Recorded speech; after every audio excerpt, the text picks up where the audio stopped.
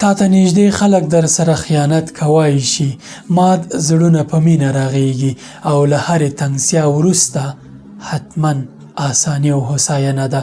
او تر ټولو مهم پیغام دا چې د صبر میوه خوږه ده، یا د صبر انجام حتما ښه وي. دا د سورت یوسف مهم درسونه دي. د روژې مبارکه په میاشت کې دا سورت له ژباړې سره ولولئ، بلکې د قرآن کریم هر آیت درس دی. دا مبارکه میاشت د قرآن کریم میاشت ده.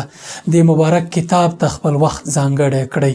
که تیره 11 میاشتو په موده کې مو قرآن نه لوسته یا مو له معنا سره نه لوسته، نو راځئ له دې طلایي فرصته چې الله پاک الحمدلله موږ او تاسې تر دې دمه ژوندي پاتې کړو او دې میاشتې ته یې راورسولو، دا قرآن او د الله پاک کتاب له معنا سره ولولئ او ځان پرې پوه کړئ چې دغه مهربانه رب چې په موږ او تاسې باندې څومره فضل کړی دی، څه پیغام لري موږ ته.